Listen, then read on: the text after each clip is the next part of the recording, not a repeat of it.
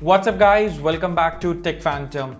And the wait for the Poco M4 Pro, also known as the Redmi Note 11 smartphone, is over and it has been launched officially. And here's every single detail which you need to know about the smartphone regarding the price, availability and the specifications, every single aspect. So if you're new here, then consider subscribing to our channel Tech Phantom and hit that bell icon so you never miss an update from us. So now that you have done that, let's get started.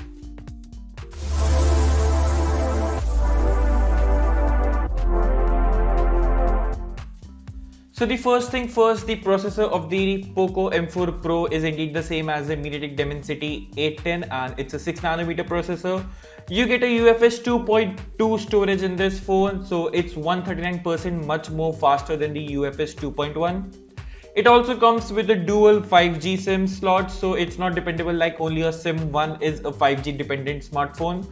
And you can also expand your storage via micro SD card up to 1TB.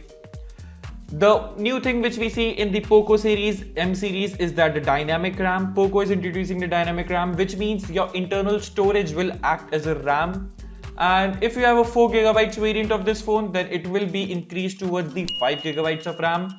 And same goes for the 6GB RAM, it will be upgraded towards the 8GB if you have sufficient internal storage.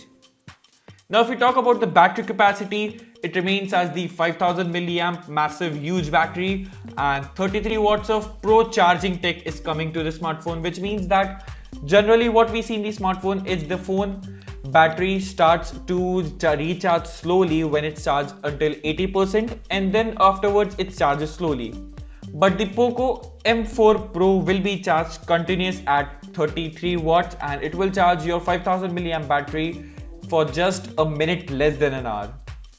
Now it is indeed a rebranded Redmi Note 11 smartphone. As you can see from the design also, just a bit of a black shade has been increased on the phone on the back, and that's pretty much.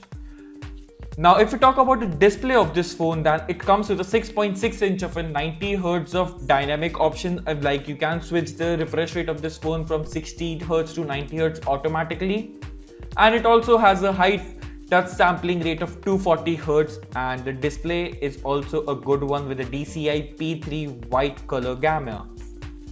Now if we talk about the sunlight display, which is peak shows of Poco's feature, which is your phone brightness will increase further if you are under the direct sunlight to improve the visibility of the phone.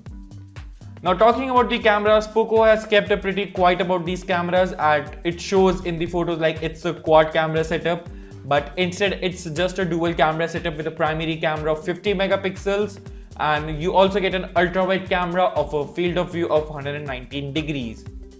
The selfie camera is a 16 megapixel shooter, and what you get with this phone also is the stereo speaker setup, a headphone jack, a side mounted fingerprint scanner, and of course at the bottom you also find a Type-C charging port.